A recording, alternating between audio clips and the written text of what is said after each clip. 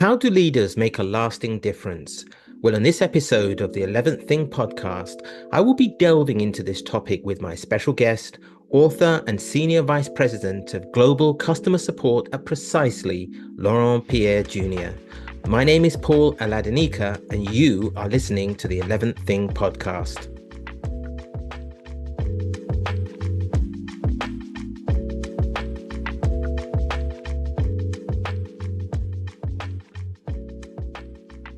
Now, onto my special guest for this episode of the 11th Thing podcast.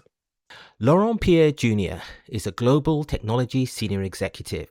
He's an author and leadership strategist with over 30 years' experience leading transformation and high-performing teams across IBM, Microsoft, Nielsen IQ, and Precisely. His leadership philosophy centers on the belief that leadership is human, shaped by trust, culture, purpose, resilience, and the ability to empower people through change. Drawing on his Haitian heritage and storytelling tradition, he writes and speaks about building high-trust organizations, leading in the age of AI, psychological safety, innovation, and creating workplaces where people thrive. He's the author of The Unfinished Work, a guide to modern leaders navigating technology, transformation, and the enduring importance of humanity in leadership. Laurent Pierre Jr., welcome to the 11th Thing podcast. It's great to have you on. Thank you for having me. So, Laurent, we're going to be exploring leadership that makes a difference today. Let me just start by asking you, when you think about leadership that makes a difference, what comes to mind?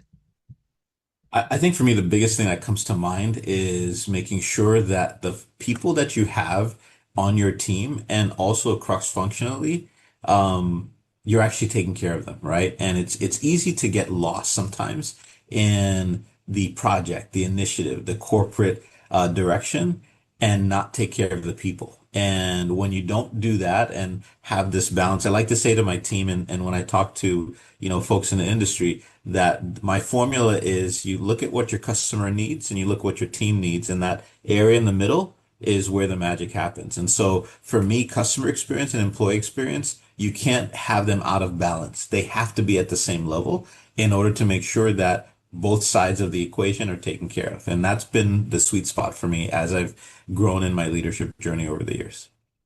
Let me just ask a really quick follow-on to that, Laurent. Do you think that leaders have to consciously, or let me ask you a different question.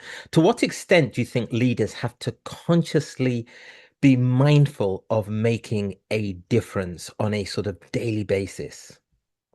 Yeah, I'm a firm believer that you can't be a leader part-time. It's part of your craft. And the reason why I say that is sometimes you have some leaders who don't value, for example, one-on-ones. They don't value building and helping team members grow from where they're at. They are content with having person A, B, and C just do the specific role that they've been asked to do, as opposed to really finding out what's behind Paul and what does Paul want to do.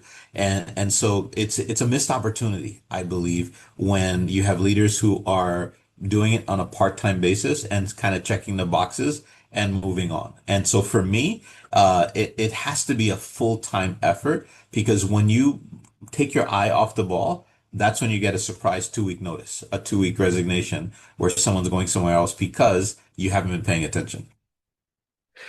That's a sobering reminder, I think. Um, let's now dig into more of the specifics, Laurent. So leadership maturity dictates that leaders sometimes need to get it wrong. Can you describe an occasion when, as a leader, you got it wrong? What happened? What did it teach you about leading people? Fair enough. I'll take you back to a story at IBM, and my friend Karen won't mind me mentioning her or this story because we were just joking about it just last week. We had a catch-up call. I had a goal that was set from our leaders that said it's time for us to monetize support, and everyone sells, and everyone needs to sell our premium support offerings. And so I took it for granted that our customer experience leaders at the time that we had built this program would all be on board to actually go out and have conversations with customers about our premium offerings and our higher level of support, and didn't account for a swath of my people, a group of my people that were dead set against it. And so I had already said yes to all of the executives that my team's on board, we're going to do it, only to find probably half a dozen or more people were ready to quit if they had to go do it. And so I didn't account for that at all. We had already done the programming. We said, yes, we're going out to do it. We set targets of, I think at the time it was something like $5 million dollars or something like that. And the team some were terrified. Upon announcing it to the team, one person resigned the same day. And I said, okay, I did not account for that. And I had to circle back, and it took me probably a month and a half. My good friend Karen, she actually went to another division. So the news dropped on a Wednesday.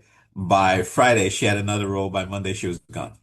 That was sobering for me because I completely miscalculated that my energy to go out and generate some new revenue for the organization would be the same equally across my team, across my managers, across my individual contributors, and it wasn't.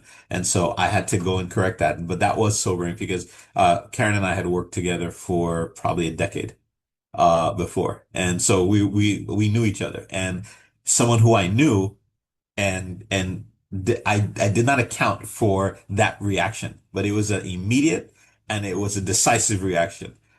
Because she knew that once I've set my mind on something, I'm not gonna deter until it's complete. So she's like, I already know you're gonna go down this path, come hell or high water. I want off this boat. And she did. And and we're, like I said, we're joking about it last week, how that happened so fast. So, what did it teach you about leading people specifically, Laurent? I tell you what, it taught me that you cannot take a big blanket and put it all across the team. You have to understand what motivates, what drives people, what are the things that make them tick. And I missed that mark altogether. And even today, even when I approached it precisely 18 months ago, I was very specific and deliberate in understanding where people were and where they wanted to go. And that's been the kind of the guiding principle for me, that don't take for granted that because, excuse me, a person is in their role, that that's the role they wanted to be in. Maybe they were acquired by Precisely. Maybe they were in the role because no one offered them or had a session with them about their career. And that's what I'm finding over time, that people have aspirations other than the role that you find them in. It's up to you as a leader to go figure that out. And just an additional thing, Laurent, how did it, do you think that leaders have to have almost a certain kind of mindset when it comes to accepting and dealing with getting it wrong, so dealing with failure? Or do you think that each leader has to uh, discover themselves as they encounter these challenging experiences?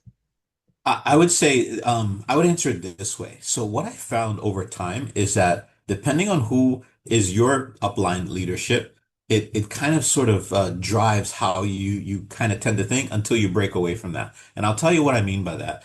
I've been in some environments where reporting red on a scorecard to executive leadership is a no-no. Even if the situation is red, I found some leaders saying, let's redo that. Let's make it green with some commentary so that we don't get questions asked."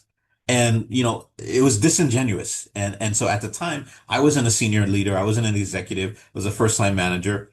I had no choice but to go along with it. But as time went on, I can take Precisely as an example. I remember my first quarterly business review. I think I was at the company 3 weeks, and I just started getting into the data, and I was like, something's not right with this data. But again, it had been reported before green, and so there's a dust up, if you will, between the leaders about how to present it, and we ended up presenting the information as it was, because I'm a firm believer that if you can't present the information candidly, you can't fix it. If people don't know that your team is struggling, people won't say, "Hey, okay, what help do you need?" So if you show up with just the green parts of your organization, the rest of the organization can't help you with the things that you struggle with. For me personally, I don't see failure as something to hide. It's something that we should say, okay, what we thought was going to work didn't. What did we learn from it? And I didn't always have that mindset because again, I came from an environment historically that hid the red to show the green, right? And it's not just here, but it's not, and by the way, I want to be clear, Precisely is not that way at all. Previous places where I worked, that was the mentality that you showed green. And if that something was red, go sort it out quietly on your own until it becomes green, right? And so over time, as I grew in my leadership journey, I started embracing that red because from a career growth perspective for myself and my team, I found that going after the red to fix it is where we grew as leaders because those were the tough problems that people didn't want to solve, but they kept putting under the rug or masking it and said, "Oh, look, our CSAT's here, but we have 10,000 backlog or whatever the number is." But that's what I ended up doing. And if I look back maybe a decade of my career, all of my growth and promotions were around going to fix the things that were red in the organization. And that's where I probably had, if I look back, the most growth in my career. Laurent, I could easily spend the rest of the podcast just exploring this in detail. But there are other things I really want to ask you. And in fact, you kind of segued quite neatly into the next area that I wanted to explore, which was integrity and authenticity. And I know not just based on what you've said today, but you and I, we met previously, and integrity came across very, very strongly in our conversation. I mean, during the course of your career, you've held senior executive roles. How, and you're a senior executive now. How do you balance the position of being a senior executive in the C-suite with the necessity to maintain a connection with the shop floor? So that question, what I'm trying to get at here, Laurent, is that authenticity, the need to be authentic in both places. Absolutely. I think we talked about this a little last week, where for me, I'll go back to kind of my upbringing. I'm of Haitian descent. My parents were both from Haiti, and I was born in Brooklyn. But I actually lived in Haiti from early age 5 to 17, so my all my formative years. And one of the things my mother would always say, like she was very tough on us. My brother and I, it was my brother and I, my sister, and she had a phrase. I'm going to make sure I get it right. She detested when we lied, right? And like lied about breaking something or doing something that we shouldn't do. And so she had a phrase: if you can lie, you can steal. If you can steal, you can cheat. And if you can cheat, you can kill. And I know that sounds extreme, right? But that's how um, stern she was about lying, right? And so imagine little 5-year-old me. These are the kind of things that my mom would instilled in all of us, my siblings and I. And I kind of carried that forward. As I grew older, she would always have these. We have Haitian proverbs. It's a thing. If you Google it, there's hundreds of them. Um, she was very specific around when I was going to college at Howard University, right? She said, remember that you have your core values. And in our family, it's our faith, God, our family, education, and everything else. That was the order, really. And she said, do not forget what I've instilled in you when you're going off, because I'm not going to be there to double check you or have eyes on you in the city when you're going around, right? It's about your core values. And why I go all the way back to that is because when you're in corporate America, there are times that will test your core values. And you have to make that decision of whether you're going to go with the flow or you're going to stand on integrity. For me, it's been standing on integrity. And in some cases, I've had to leave organizations that had me question what I was doing as a leader because it grated against my core values. And so what I say to leaders is you have to have a center, a core value, something to return to test against what's in the environment, because it's easy to go along, but it's not so easy to show up and say, no, I'm not going to change these numbers. This is what the numbers are. This is how we're going to present. And as I climbed in the corporate ladder, if you will, I'm able to say that with more confidence and stand behind it and say, hey, these numbers may be red, but oh, by the way, here's what we're doing about it. Different from environments where I was in the past, where the leadership team knew the numbers were red, but opted to present just the green, right?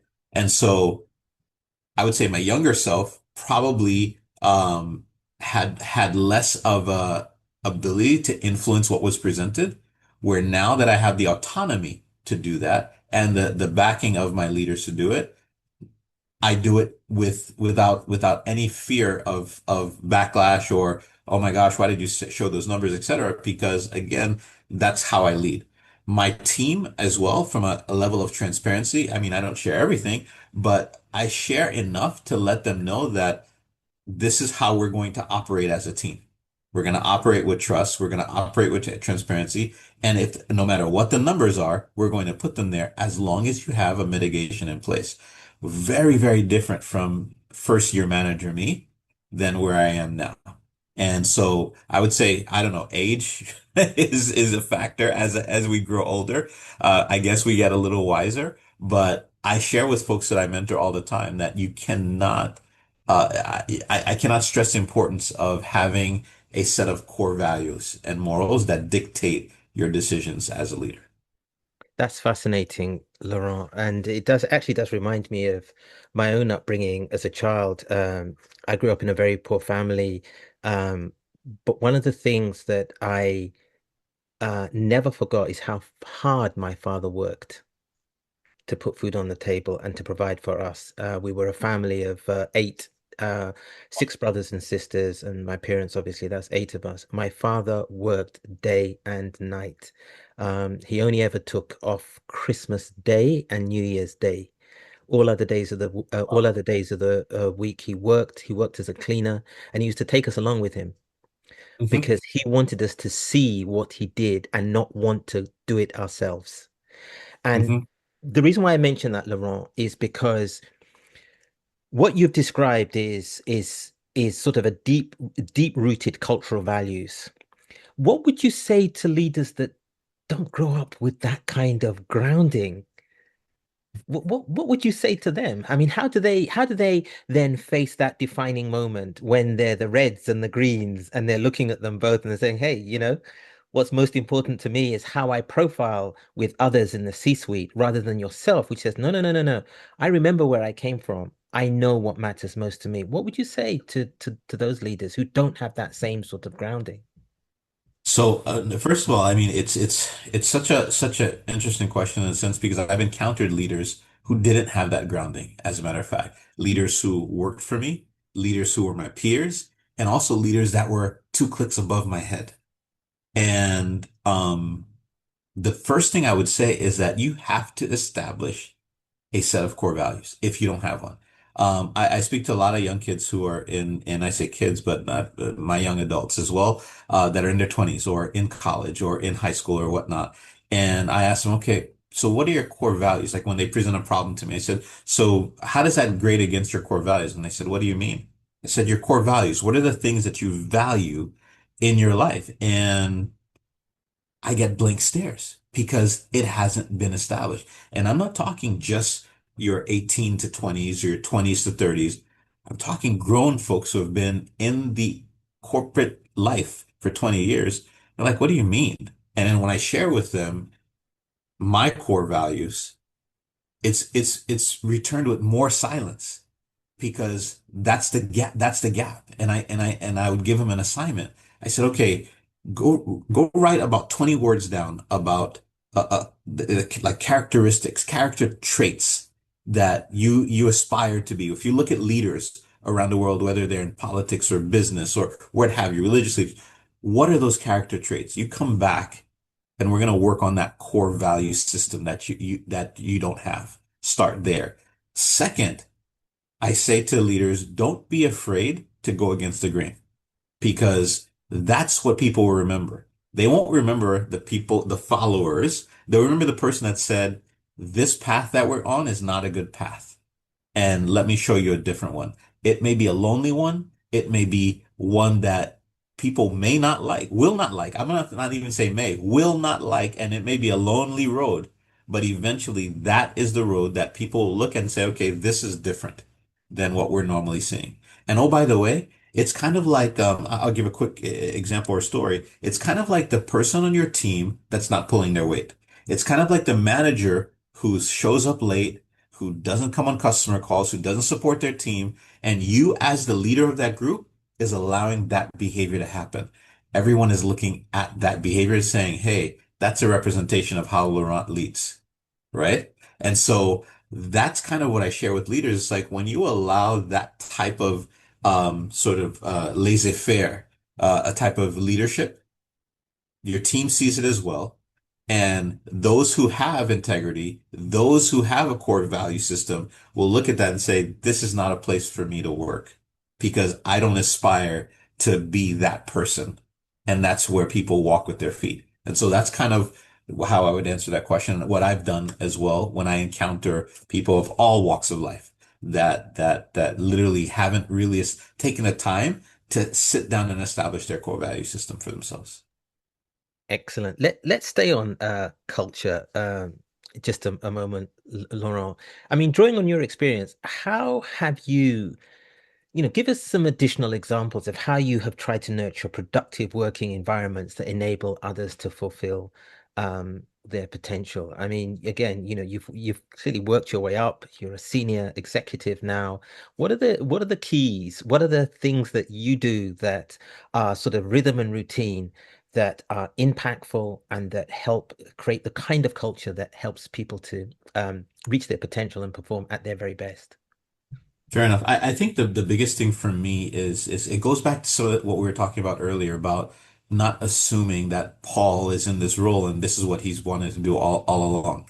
And I can share a couple of instances where for me the approach and framework that I use, like I'll take Precisely. When I came into Precisely, I didn't know anybody here. It wasn't a referral. I didn't know anyone here.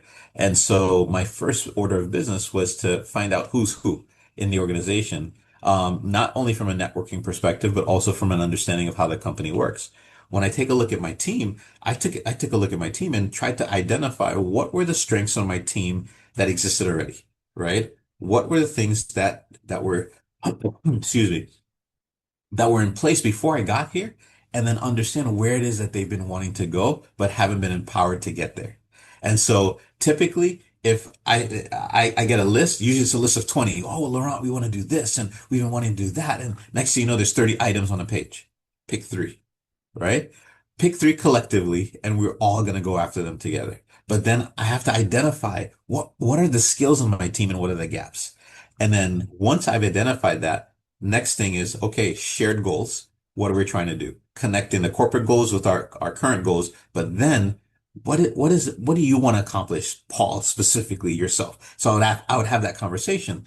And then at that point, I get out of the way and I let loose and let people make mistakes and let people be empowered to go and have those conversations. One of the things that I found over time, depending on the company, hierarchy matters, right? What your title is, where you are in an organization. And some people would say, I can't go have a conversation with Paul, the VP, because I'm just a first line manager.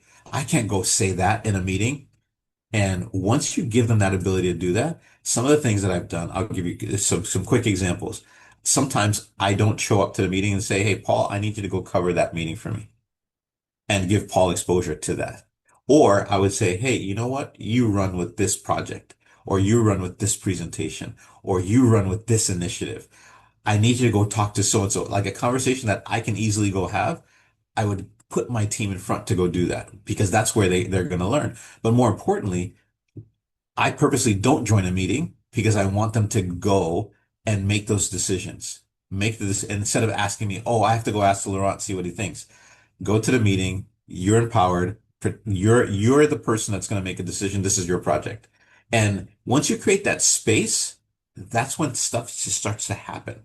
You see people starting to have conversations and take ownership and accountability. And it's not like go ask, well, let me go ask Laurent. It's no, this is the decision we're making. And people come back. And that's what and this is the feedback that my team's been giving me is that this year I've been giving them the space to go and try stuff and do things as opposed to that permission-based system. And quite frankly, I'm going to be completely candid. I've been in senior level roles where I had the title, but I didn't have the autonomy. I had a large team of 600 people, but I had to ask seven people to make a simple decision of a process change that took 3 months, right? And so that just thwarts innovation, and it's very discouraging. And as I mentioned before, I have left organizations because A, they graded against my core values, and B, it wasn't the autonomy that the role should have provided. And so there's no amount of compensation in the world that will allow you to stay in an environment where like me personally, I can't thrive and do the things that I spent decades doing in different organizations. And so those are some tough decisions that one would make, but I would say those are some key things that I practice with my team. And again, they've given me the feedback that says, "Hey, this has enabled me to grow myself by knowing that I've got their back and having that feeling there." It's interesting, Laurent, you saying that because as you're speaking, I was thinking distributed leadership, distributed leadership. Distributed Yeah. leadership says so much to an individual. It communicates so much when you say to someone, you make a decision, or you lead on that project, or you represent me at that meeting. It says I can trust you. It says I'm committed to your development. It says you have potential and I see you. It says so much. Just that decision, represent me at Yeah. that meeting, you know, Yeah. be there. I mean, everything that you've said just resonates and speaks so powerfully to this idea of the importance of distributed leadership. Absolutely. And the thing is, I've been in so many environments where you have the skill set, you have the team members who know what to do, but they are locked away. They're locked down by office politics, or they're locked down by a territorial type of skirmishes in the organization. This is my division and this is my this. And so one of the things that has worked for me in the last 18 months here at Precisely is the fact that the leadership team has empowered me to do the same. And so that kind of cascaded down all the way to the organization, where I don't need to be in a meeting for progress to happen. I don't need to make a decision for the team to know that it's the right thing to do for the organization. And when you have a shared one team mentality, that resonates across the entire organization. And I think that's what, if I look back to different places that I worked, you had some elements of that, but then when the team was executing, it was kind of in silos. And you've worked in organizations as well where the silos are the killer of innovation, basically. Because you have the willpower, you have the skill set, but then you have the territorial silos in an organization that literally can kill any project, no matter how good the strategy is, no matter how well you're able to execute. If you don't break down those silos so the cross-functional magic can happen, you're going to be doing the same thing, running on a spinning wheel over and over again, year after year. Absolutely. And yeah, I couldn't agree with you more. Laurent, let's focus a little bit more about some of the pressures in in workplaces. Many organizations, particularly commercial organizations, are concerned about sort of results, outputs, market share, profit margin. As a leader, how do you prevent the demand or need or necessity for results and delivering results from becoming more important than people? Hmm. That's always a difficult balance. And I'll say this.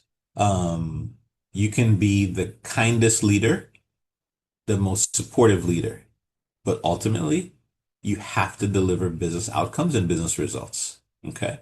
And so the balance that I find myself putting together is being a good steward of the business. I mentioned earlier that in some instances, everyone has ideas. Everyone has an idea, but how many of those ideas make it to execution and becomes a business outcome? Either cost savings, either revenue generation, or overall organizational wellness, if you will. I'm going to use that term. And so my balance is making sure that we don't stuff the system with too many to-dos, or stuff the system with busy work that doesn't lead to business outcome. And so beginning of the year when we're setting our goals, the biggest thing is, okay, what are the things that we need to do for our customers, the business, and our employees? Those three categories. And typically, if you can align your goals that came from what our corporate objectives are with our divisional objectives and marry those together, instead of having 10 goals, you have three or you have four, top five, unless like if you have the team to execute. But once you start diluting the ability for your team to go out and execute the business objectives, you're just basically doing busy work and spinning around.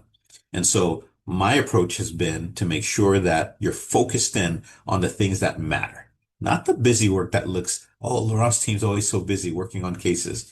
But what are we doing to move the business forward from an agentic perspective? This way, this side over here, agentic perspective. What are you doing to embed and skill up your people so they're AI literate? What are you doing to reduce costs, not in a headcount kind of way, but in a capacity kind of way? Are we being more efficient? How can we help customers help themselves on the portal by cleaning up our knowledge, by making sure we have the right technology, by making sure that they have the right process in place? And so once you start thinking in those lines, as opposed to looking busy, you have to come out with an actual outcome. It's not enough to put the plan together, but what did you actually do to improve the business, improve the lives of our customers, improve the lives of our employees? If you can do those three things, that's where you're able to show impact in the organization.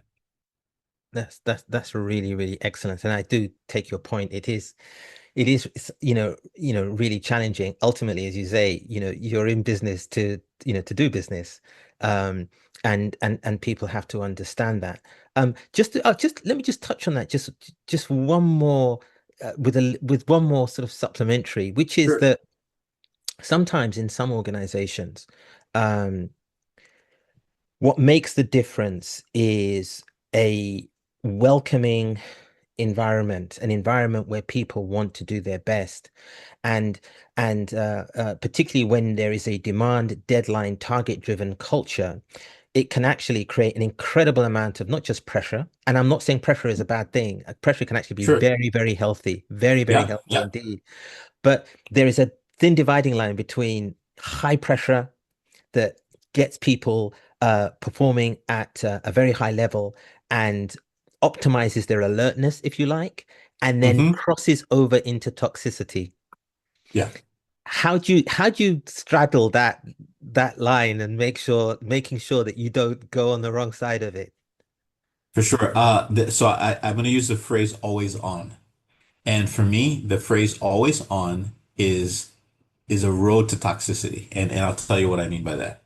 I had a lead. I'm going to choose my words carefully. A manager, not a leader, a manager who was an executive who every Sunday night would load up all of his emails to the organization and or every Sunday afternoon and then connect to the network and everyone would start getting emails all over the place. Doesn't matter the time zone, doesn't matter where you are, doesn't matter, and emails, text messages on your phone, Teams messages in your Teams, and it's on a Sunday. Not an emergency, just something that was on their mind that they needed. And so when you didn't respond, all of a sudden the phone started ringing. Okay. True story. This was someone I reported to. This was this scenario caused so many people to leave the organization.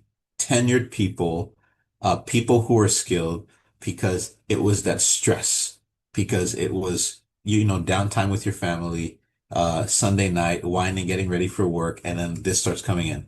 And all of a sudden, people start putting group chats together. And did you see the email? Do we have to do this? This is before. And so that scenario, it's a real life scenario that I lived through and dealt with. I literally, my reaction to that is after about 6 months of it, because it was a org change and that happened, I had to say something, not only to the person, but one click above his head as well, right? And ultimately that was one of the deciding factors for me to exit that organization because it was part of that culture in that area. And so fast forward to kind of how I lead, I'm super deliberate about using the schedule, your emails in Outlook. Or I'm super deliberate about, and my team will attest to this, where I said, not for tonight, no action now. When you come back, I'm leaving this here for us to talk about so I don't forget it. Or I would schedule the meeting so the email goes out during their business hours, like Outlook will tell you or whatever system you're using. And I'm very super deliberate about that. I have a team member in my whole APAC team, for example. I try to make sure that I don't send emails or schedule meetings at different hours. A similar organization had no regard for other people's time zones and would schedule meetings when it's 10 o'clock at night in another region. To me, if you do not separate and allow people to disconnect and have family time, people time, go for a walk, go decompress after a 10, 12-hour day, that is not scalable. It's not going to last. And as leaders, we have to demonstrate that. And so, part of coming into an organization is assessing that. And when you see, for example, a swath of meetings that are US convenient, but not Europe convenient or APAC convenient or vice versa. And if you don't say something, you're just going to jump into that fray. The leader who cares is going to say, this meeting is a bad time for this person. Let's change that cadence.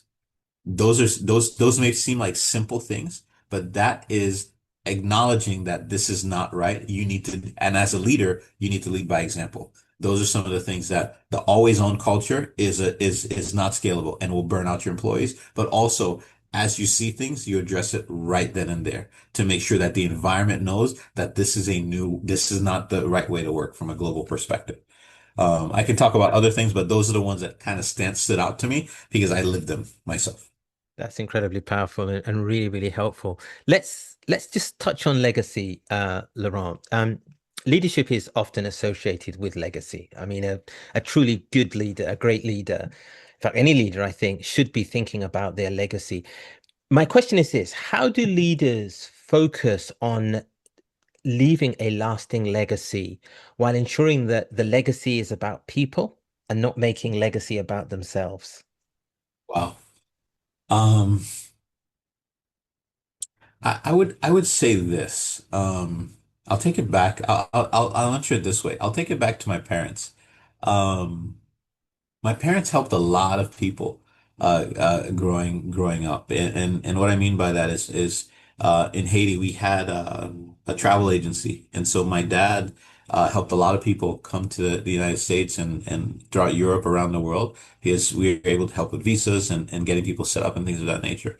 Um, and I remember growing up, I would encounter people and people would tell me stories about how my mother did this or my father did that. And we were at a time where we didn't have anything and your father lent me his shirt so I can go on my job interview, type of thing. And so I grew up listening to those stories, right? And so it's kind of a proud story for me because those are my parents. Those are the things that they did. And so for me, I carry forward this notion that when you enter a place, or if you encounter someone, you leave an impression, not to make an impression for yourself, but you leave it better. You leave the person in a better condition. Sometimes you may not know this, but having a conversation with someone random about something, and that happens often, whether I'm at the Home Depot or the grocery store and I'm picking out fruits or whatever, and someone strikes up a conversation. Next thing you know, I'm there for an hour, and my wife is calling me saying, why aren't you home with whatever I sent you to go get?" But it's the same thing, I think, in the workplace. I have lifelong friends that I've made that were either my direct reports or peers as a result of taking that time to make it better. Right. I think Simon Sinek has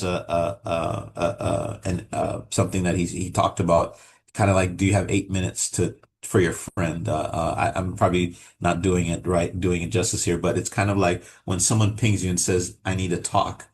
Can you put aside that 8 minutes for that person for whatever it is that they need to talk about? It's the same thing, I think, at work when you think about being a leader and having people in your charge. Did you leave the organization better or worse when you left, right? And I think for me, my biggest thing is making sure that I left it better than how I found it. And if you can't do that, and if you're not thinking about being in service to others, you're probably not in the right space to be a leader, right? Because the way I think about leadership is that when you're put in a position of leadership, it's a responsibility. You are responsible for people's lives, for people's livelihoods, for people's growth. And if you don't take it seriously, you shouldn't be a leader. For me personally, I want to make sure I lead the people that are in my group a whole lot better with either the mentoring and coaching and advice and camaraderie and friendship than when I leave. And for me, that's what I think about legacy is really that aspect of it, really. And just in a few words, Laurent, and I know that you've sort of touched on this in the previous answer. What would you want your leadership legacy to be? Wow. Um, Honestly, I think about this like a lot, and I've been super reflective the last couple of years. For me, it's going to be that I created the next generation of leaders for not only an organization, but just in general. Because I talk to folks on LinkedIn and all over the place, really. And for me, it's building that next set of leaders, not necessarily people who follow you, right? But the leaders, the people that you've been able to share your experiences and it's helped them to grow themselves and go off and do something, whether it's their own small business or what have you, or a new organization or a new division. That for me is what's powerful, that I was able to impart what I've learned to help them navigate something that they were struggling with as well. And so for me, that is what legacy looks like from my perspective. Amazing stuff. Amazing stuff. Laurent, we've come to the end of the podcast, but before we sign off, do you just want to give our listeners a few key takeaways? Yeah, I mean, I think the biggest thing for me is whether you're an individual contributor or a leader, lead from where you are. Oftentimes people think, oh, I need a title before I can feel confident in saying something. But doing what's right, you don't need a leadership title. Moving a business forward, you really don't need a leadership title. But what you do need is the ability to articulate a value prop, but and carry that forward. There's nothing more powerful than a problem being discussed in an organization and someone raising their hand and said, I'll take that. I'll take that forward. Let me take care of that for you. Let me address that for you. Let me go do the research and I'll come back and address it. Don't be afraid to do that. For those who are in transition right now, you see all of the notes of layoffs happening all over the world, right? For insert reason here. Don't be afraid to use your skills to go do something different. Franchise business, a different field altogether, something that you always wanted to do. Go do that. You have one life to live. Live it well, is what I would leave it at. Because there's nothing more more important than living your best life. But more importantly, regret is not something that you want to live with. You don't want to be that 70-year-old person who regretted taking that chance when you were in your 30s, 40s, 50s, and 60s. And so I would leave it with that. And that's the advice I would give. You have one life, live it well. Excellent, excellent. Laurent, in this sort of final moment, I'd really like to give you the mic and just tell us a little bit about yourself. This is your debut on the 11th Thing podcast. I'm hoping it won't be the last appearance. Uh, I'm hoping it won't be the last. Tell us a little bit about yourself. You're, senior vice president at Sure. Precisely. You're an author. I've been on your website. There's lots going on there. Tell us about Laurent Pierre Jr. Sure. So, Laurent Pierre, I was born in Brooklyn to two Haitian parents who immigrated here, and from Haiti in the late '60s. And so I grew up in Haiti. I have an older brother who's a physician. I have an older sister who is in community organizing around that space and into politics in New York. And I'm married. I have five children, not children anymore, they're young adults. And so I'm based here in Florida.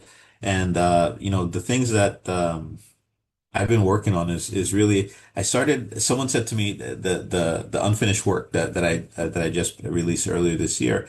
Someone said to me, Laurent, you should really take all this stuff that you've done and put it in a book. And I was like, I don't want to do that. Nobody wants to read that.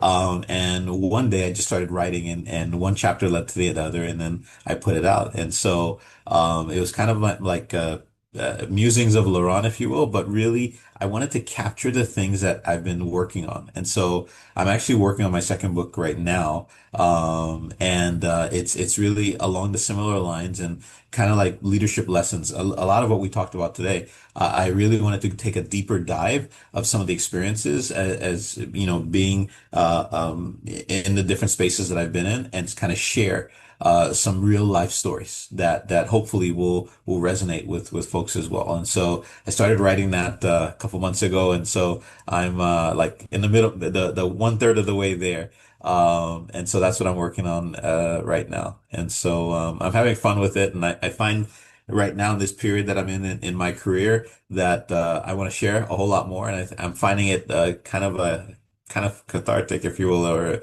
to sort of put everything on paper and share it out there. So it's going to be fun. Part of your legacy.